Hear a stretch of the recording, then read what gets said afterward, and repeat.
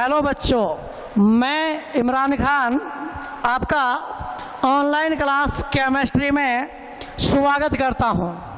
तो देखिए बेटा जी, अगर आपको याद हो तो मैंने आपको ये बताया था कि भाई मेरा नाम इमरान खान है और 11th क्लास में क्या बताया था मैंने आपको कि भाई मेरा नाम इमरान खान है और मैं 11th क्लास को इनऑर्गेनिक केमिस्ट्री पढ़ाता हूँ। अरे यस कि नो, भूल तो नहीं गए हो पहले वाला लेक्चर? अगर पहले वाला लेक्चर नहीं देखा है ना तो पहले वो फर्स्ट लेक्चर देखो, फिर ये सेकंड लेक्चर देखना। अरे समझ गए ना? तो पहले लेक्चर में मैंने सिर्फ आपको यही तो बताया है कि मेरा नाम इमरान खान है और मैं 11th क्लास को इनऑर्गेनिक केमिस्ट्री पढ़ाता हूँ। बोले तो अकार्बनिक रसायन विज्ञान। अरे यस कि नो? अरे यस कि नो? और मैंने आपको उस क्लास में ये बताया था कि अगर आपको इनऑर्गेनिक केमिस्ट्री सीखनी है, अगर आपको इनऑर्गेनिक केमिस्ट्री सीखनी है तो पहले हमें इनऑर्गेनिक केमिस्ट्री का बेसिक आइडिया मालूम होना चाहिए। और उस लेक्चर में मैंने यही हेडिंग लगाई थी, basic idea of inorganic chemistry. और याद तो है ना? अरे भाई, पिछले वाले लेक्चर में मैंने कौन सी हेडिंग लगाई थी? Basic idea of inorganic chemistry. अरे यस कि नो? कोई दिक्कत वाली बात है क्या? कोई दिक्कत वाली बात नहीं है। Basic idea of inorganic chemistry यानी इनऑर्गेनिक केमिस्ट्री का जनरल नॉलेज जो आपको मालूम होना चाहिए। और मैंने आपको ये बताया था कि भाई अगर आपको इनऑर्गेनिक केमिस्ट्री सीखनी है, अगर आपको इनऑर्गेनिक केमिस्ट्री लर्न करनी है, यानी अगर आपको इनऑर्गेनिक केमिस्ट्री सीखनी है तो पहले आपको एक टॉपिक पढ़ना पड़ेगा। और वो टॉपिक क्या है? इलेक्ट्रॉनिक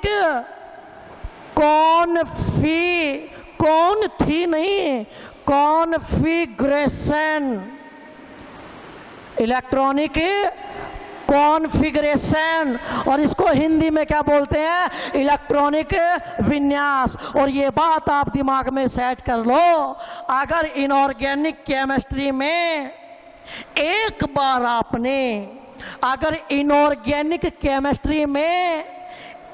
बार आपने इलेक्ट्रॉनिक कॉन्फ़िगरेशन सीख लिया तो ये मान के चलो बेटा, आपको पूरी की पूरी इनऑर्गेनिक केमिस्ट्री समझ में आएगी। अगर इनऑर्गेनिक केमिस्ट्री में इलेक्ट्रॉनिक विन्यास नहीं आता तो कुछ नहीं आता। तो अगर इनऑर्गेनिक केमिस्ट्री सीखनी है तो हमें पहले क्या सीखना पड़ेगा? इलेक्ट्रॉनिक विन्यास। और मैंने आपको बताया था, अगर इलेक्ट्रॉनिक विन्यास सीखना है तो पहले आपको कुछ इंपॉर्टेंट पॉइंट का नॉलेज होना चाहिए, जैसे कोष, उपकोष, कक्षक और इलेक्ट्रॉन, सेल, सब सेल, ऑर्बिटल और इलेक्ट्रॉन का नॉलेज होना चाहिए। ठीक है ना? आपको कितने पॉइंट? 4 पॉइंट का नॉलेज होना चाहिए। और वो 4 पॉइंट मैंने आपको कौन कौन से बताए थे? पहला पॉइंट कोष यानी कि सेल, दूसरा पॉइंट उपकोष यानी कि सब सेल, और तीसरा पॉइंट कक्षक यानी कि ऑर्बिटल, और चौथा पॉइंट इलेक्ट्रॉन। क्या भाई? इलेक्ट्रॉन। ठीक है ना, कोश, उपकोश, कक्षक और इलेक्ट्रॉन। देखिए अगर आप ये चारों पॉइंट सीख लोगे तो इलेक्ट्रॉनिक कॉन्फ़िगरेशन आ जाएगा, और अगर इलेक्ट्रॉनिक कॉन्फ़िगरेशन सीख लोगे तो टोटल इनऑर्गेनिक समझ में आ जाएगी। तो मैं पहला पॉइंट स्टार्ट कर रहा हूं। आज का हमारा जो टॉपिक है वो है सेल। अबे कौन सा सेल? वो नहीं जिसे आप बैटरी वगैरह जलाते हो, हम बात कर रहे हैं सेल, कोश। देखिए भाई, तो आज का मैं टॉपिक स्टार्ट कर रहा हूं भाई। आज का टॉपिक स्टार्ट कर रहा हूं, प्योर माइंड यूज करना है। अरे सर माइंड तो हमारे पास बहुत है। बहुत अच्छी बात है बेटा, बहुत अच्छी बात है। ये लो, तो पहला पॉइंट स्टार्ट कर रहा हूं मैं, ठीक है ना। कॉस, ठीक, या कक्ष या कक्षा या ऊर्जा स्तर, एक ही बात। अरे सर बड़े छुपे रुस्तम हो आप, पहले तो मैं बोला कि कोश ही पढ़ना है। अरे एक ही बात है बेटा, चाहे तो आप कोश बोल दो, चाहे आप कक्ष बोल दो, और चाहे आप ऊर्जा स्तर बोल दो। इन सबको अपन किससे लिखते हैं? स्मॉल एन से, ठीक है ना। हाँ, कोश को अपन क्या बोलते हैं? सेल, ठीक। कक्ष को अपन क्या बोलते हैं? ऑर्बिट। ध्यान में रखना, ऑर्बिट, ऑर्बिटल नहीं, ऑर्बिट। या एनर्जी लेवल, एनर्जी लेवल, ठीक है ना। एक बात है, सेल, ऑर्बिट या एनर्जी लेवल, ठीक। तो आज हम सिर्फ एक ही पॉइंट पढ़ेंगे, और किसके बारे में पढ़ेंगे भाई? कोश के बारे में पढ़ेंगे। किसके बारे में पढ़ेंगे? किसके बारे में पढ़ेंगे? कोश के बारे में पढ़ेंगे। कोश, कक्ष या ऊर्जा स्तर, एक ही बात है। तो अगर आज के बाद में मैं आपसे पूछूं कि बेटा कोश, कक्ष और ऊर्जा स्तर तीनों में क्या फर्क होता है, आप कहना सर कोई फर्क नहीं होता, एक ही चीज के तीन नाम हैं जनाब। ये भी खराब, ये भी खराब और ये भी खराब। नहीं बेटा खराब नहीं है, बहुत शानदार शानदार बातें अपन यहाँ पर सीखेंगे। हाँ, अगर आज के बाद में आपसे कोई पूछे कि कोश, कक्ष या ऊर्जा स्तर में क्या फर्क होता है, तो आप एक ही जवाब दोगे कि सर एक ही चीज के तीन नाम हैं जनाब। और यस कि नो, कोई दिक्कत नहीं। तो सबसे पहले मैं आपको बताऊंगा कोश या सेल होता क्या है, किस चीज को अपन कोश बोलते हैं। सुनिएगा अभी ध्यान से।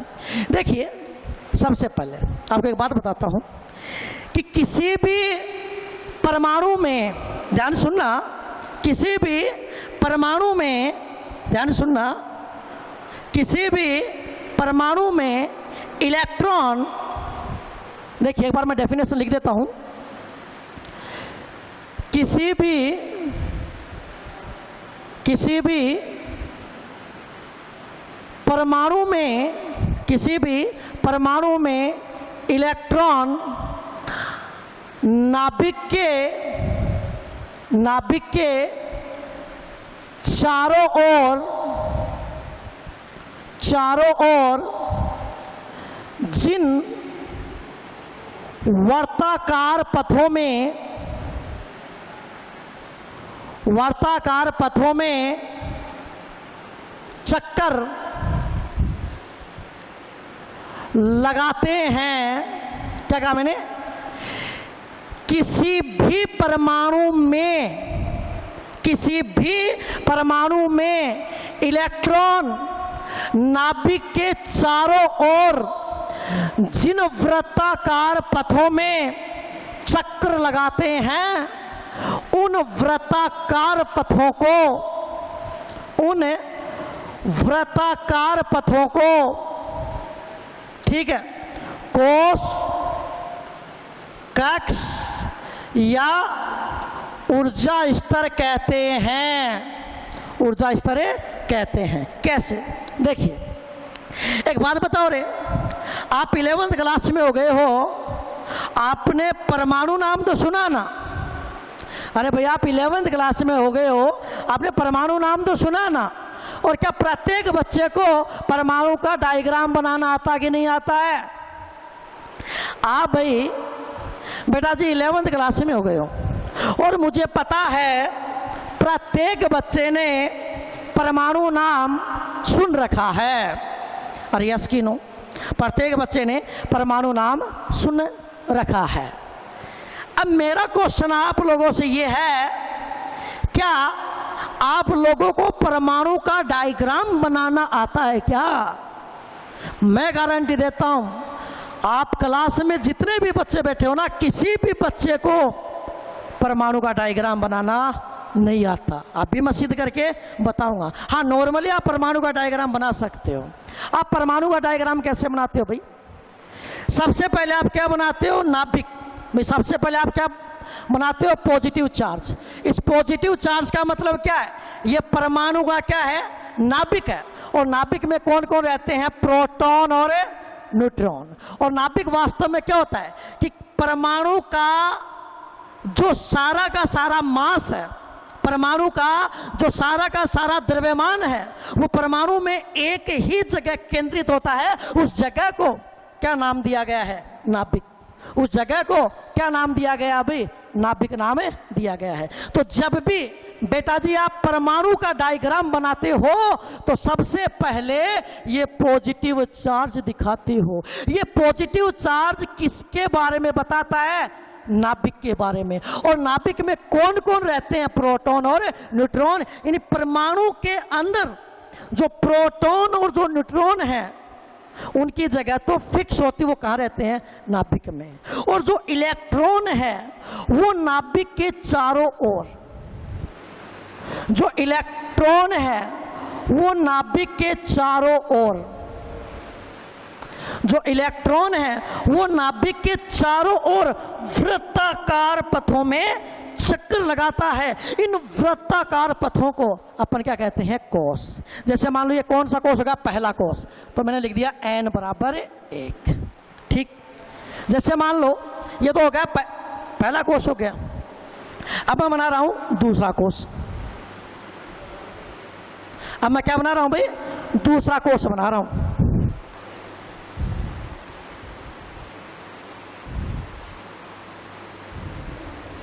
ठीक। तो मैंने यहां पे लिख दिया n बराबर 2। ऐसे ही मैं क्या बना रहा हूं भाई? तीसरा कोष।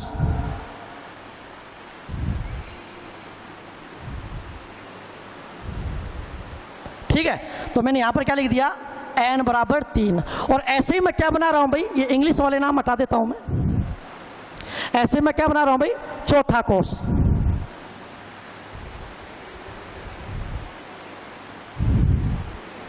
ठीक। समझ गए ना? ऐसे नीचे ये यहां पर मैं लिख देता हूं n बराबर 4, ये चौथा कोष है। ये n बराबर 3 तीसरा कोष है। ये n बराबर 2 दूसरा कोष है। ये n बराबर 1 पहला कोष है। और समझ गए ना? कोई दिक्कत नहीं है। तो देखिए आप 10वीं तक कोष की परिभाषा ये तो पढ़ते आए हो। अरे भाई आप 10वीं तक कोष की परिभाषा ये तो पढ़ते आए हो कि किसी भी परमाणु में जो इलेक्ट्रॉन है, किसी भी परमाणु में जो इलेक्ट्रॉन है वो नाभिक के चारों ओर, किसी भी परमाणु में जो इलेक्ट्रॉन है, किसी भी परमाणु में जो इलेक्ट्रॉन है वो नाभिक के चारों ओर जिन वृत्ताकार पथों पर चक्कर लगाते हैं, उन वृत्ताकार पथों को अपन क्या कहते हैं? कोष कहते हैं। ठीक है। अब मैंने आपसे ये पूछा कि क्या क्लास में बैठे प्रत्येक बच्चे को परमाणु का डायग्राम बनाना आता क्या? तो आपने कहा सर परमाणु का डायग्राम तो बनाना आता ही है। परमाणु के अंदर मुख्य रूप से 3 चीज होती हैं, इलेक्ट्रॉन, प्रोटॉन और न्यूट्रॉन। कि भाई परमाणु के अंदर मुख्य रूप से 3 चीज होती हैं, इलेक्ट्रॉन, प्रोटॉन और न्यूट्रॉन।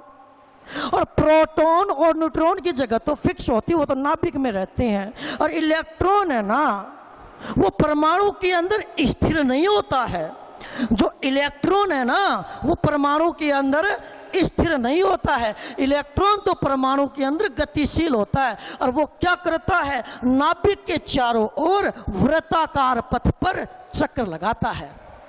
जो इलेक्ट्रॉन है वो नाभिक के चारों ओर वृत्ताकार पथ पर क्या लगाता है, चक्कर लगाता है। उन वृत्ताकार पथों को ही तो हम क्या कहते हैं बेटा, कोष कहते हैं। उन वृत्ताकार पथों को ही तो हम क्या कहते हैं, कोष कहते हैं। जैसे ये पहला कोष, ये दूसरा कोष, ये तीसरा कोष, ये चौथा कोष। अब मान लो मैं किसी बच्चे से कहूं कि बेटा आप मुझे परमाणु का डायग्राम बना के बताओ, आप ये बना दोगे सर ये दो लो परमाणु का नाभिक, ये पहला कोष, ये दूसरा कोष, ये तीसरा कोष, ये चौथा कोष, ठीक है ना। ये परमाणु का डायग्राम गलत है बेटा, ये परमाणु का डायग्राम गलत है। हालांकि आप इसमें प्रोटॉन न्यूट्रॉन दिखा दो, इसमें इलेक्ट्रॉन इलेक्ट्रॉन दिखा दोगे, ये परमाणु का डायग्राम गलत है। आप कभी भी परमाणु का डायग्राम ऐसे वैसे मत बनाया करो रफली।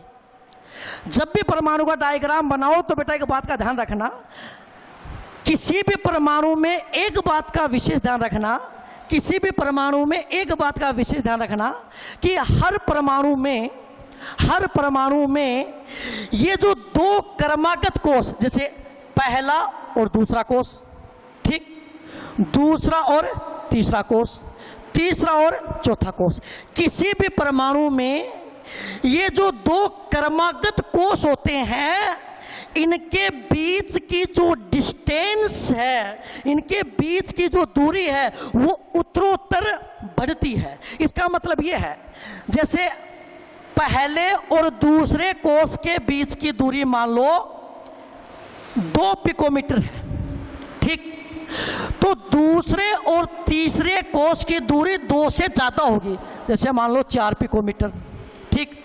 अब तीसरे और चौथे कोष के बीच की दूरी 4 से भी ज्यादा होगी, जैसे मान लो 6 पिकोमीटर। और समझ गए नहीं समझ गए? तो एक बात का आप स्पेशल ध्यान रखना, किसी भी परमाणु में मैं लिख देता हूं इधर नोट लगा के, किसी भी परमाणु में दो क्रमागत कोषों के बीच का गैप या दूरी, बीच का गैप सदैव उत्तरोत्तर बढ़ता है, ठीक है ना। तो जब भी आप परमाणु का डायग्राम बनाओ तो एक बात का स्पेशल ध्यान रखना, जैसे मान लो आपने पहले और दूसरे कोष के बीच में जितना गैप दिखाया है, दूसरे और तीसरे कोष के बीच में गैप थोड़ा और ज्यादा दिखाओगे और तीसरे और चौथे कोष के बीच में गैप थोड़ा और भी ज्यादा दिखाओगे, तो ये परमाणु का डायग्राम सही नहीं है, क्योंकि इसमें तो पहले और दूसरे कोष में भी जितना गैप है उतना गैप दूसरे और तीसरे कोष में है, जितना दूसरे और तीसरे में उतना ही तीसरे और चौथे में। समझ रहे हो ना आप? तो ये परमाणु का डायग्राम बेटा सही नहीं है। और ये जो बात है इसका स्पष्टीकरण मैं आपको जब बोर मॉडल पढ़ाऊंगा तब दूंगा। परमाणु के लिए मैं आपको क्या पढ़ाऊंगा? Bohr model. तब इस बात का मैं आपको स्पष्टीकरण दूंगा। इस बात का आप जरूर ध्यान रखना। और समझ गए ना? ठीक है। तो पहली बात तो बताओ, किसी भी परमाणु में इलेक्ट्रॉन नाभिक के चारों ओर जिन वर्ताकार पथों में चक्कर लगाता है उन वर्ताकार पथों को अपन क्या कहते हैं? कोष कहते हैं। दूसरी बात, किसी भी परमाणु में दो क्रमागत कोषों के बीच का जो गैप है वो सदैव उत्तरोत्तर बढ़ता है। तो जब भी परमाणु का डायग्राम बनाओ तो पहले और दूसरे कोष के बीच में जितना गैप है उससे ज्यादा गैप दूसरे और तीसरे कोष के बीच में रखोगे और उससे ज्यादा गैप तीसरे और चौथे कोष के बीच में रखोगे। हाँ, पहले कोष को अपन K से, दूसरे कोष को L से, तीसरे को M से और चौथे को N से भी प्रदर्शित करते हैं। ठीक है बेटा? जैसे कोष को अपन किसे लिखते हैं? N बराबर 1, 2, 3, 4। और समझ गए नहीं समझ गए? ऐसे ही आप N बराबर ये भी लिख सकते हो K, L, M और N।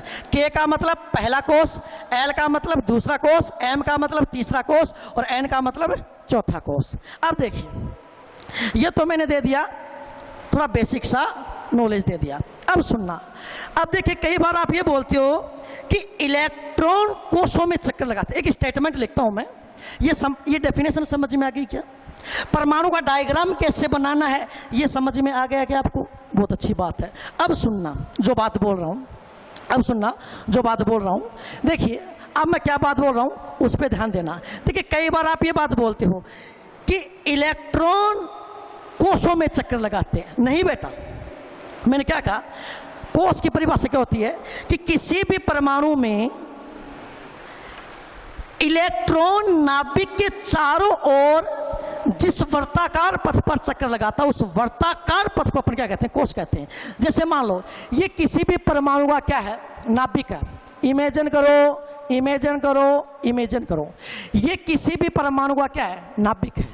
अब इस नाभिक के चारों ओर तो अनंत वर्ताकार पथ है।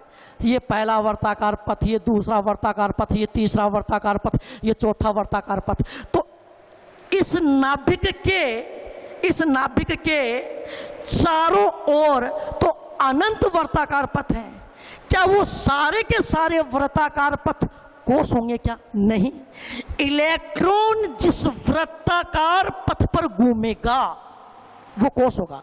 जैसे मान लो ये नाभिक है, इस नाभिक के चारों ओर तो अनंत वर्ताकार पथ है, रफली बना रहा हूं, अनंत वर्ताकार पथ है।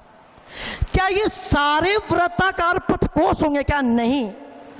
वो जैसे मान लो इलेक्ट्रॉन यदि इस वर्ताकार पथ पे घूमेगा तो ये कोष होगा, अगर इलेक्ट्रॉन इस वर्ताकार पथ पे घूमेगा तो ये कोष होगा। तो ध्यान में रखना, किसी भी परमाणु में नाभिक के चारों ओर अनंत वर्ताकार पथ होते हैं, वो सारे वर्ताकार पथ कोष नहीं होते। इलेक्ट्रॉन जिस वर्ताकार पथ पर घूमता है वो कोष होता है। इसलिए ध्यान में रखना, हम कई बार एक सेंटेंस बोलते हैं कि इलेक्ट्रॉन कोषों में चक्कर लगाते हैं। मैं ये नहीं कर रहा कि ये स्टेटमेंट गलत है, इलेक्ट्रॉन कोषों में चक्कर लगाते हैं, मैं ये नहीं कह रहा कि स्टेटमेंट गलत है, लेकिन हमें ऐसे कभी भी नहीं बोलना चाहिए कि इलेक्ट्रॉन कोषों में चक्कर लगाते हैं। हमें ऐसे बोलना चाहिए कि इलेक्ट्रॉन जहां चक्कर लगाते हैं वो क्या होते हैं, कोष होते हैं। यानी कहने का मतलब ये है कि इलेक्ट्रॉन कोषों में चक्कर नहीं लगाते हैं, इलेक्ट्रॉन कोषों में चक्कर नहीं लगाते हैं। इलेक्ट्रॉन जिस वृत्ताकार पथ पे घूमते हैं वो वर्ताकार पथ क्या होता है, कोष होता है। तो ध्यान में रखना, किसी भी परमाणु में नाभिक के चारों ओर तो अनंत वर्ताकार पथ है, क्या वो सारे के सारे वर्ताकार पथ कोष हैं क्या? नहीं। इलेक्ट्रॉन जिस वर्ताकार पथ पे घूमेगा वो क्या है, कोष है। ठीक है, ये बात भी भैया आपको समझ में आ गई। ठीक, अब एक बात बताता हूं जो कि आपको पहले से पता है। बताओ बेटा, कोष को या कक्ष को या ऊर्जा स्तर को, कोष, कक्ष या ऊर्जा स्तर को आप किससे लिखते हो? n से लिखते हो। n बराबर 1 मतलब प्रथम कोष, n बराबर 2 मतलब द्वितीय कोष, n बराबर 3 मतलब तृतीय कोष, n बराबर 4 मतलब चतुर्थ कोष। ऐसे K L M N आप जानते हो, OP आगे स्टार्ट कर सकते हो। कोई दिक्कत वाली बात नहीं है, कोई दिक्कत वाली बात नहीं है। और आगे क्या बेटा बात समझ में? अब एक छोटी सी बात और बता देता हूं मैं आपको, एक बात का स्पेशल आप ध्यान रखना। ठीक है, n बराबर 1 2 3 4 K L M N, कोई दिक्कत वाली बात नहीं है। अब सुनना, एक मैं आपको बता देता हूं भाई, इलेक्ट्रॉन जिस वर्ताकार पथ पे घूमेंगे वही तो कोष होगा। अब हम ये देखेंगे कि कौन से कोष में कितने इलेक्ट्रॉन रह सकते हैं। यानी किसी भी कोष में यानी n, किसी भी कोष में इलेक्ट्रॉनों की संख्या, और आप सब जानो 10वीं क्लास में आप पढ़ के आए हो, किसी भी कोष में इलेक्ट्रॉनों की संख्या ज्ञात करने का सूत्र क्या होता है? 2n², जहां n कोष है।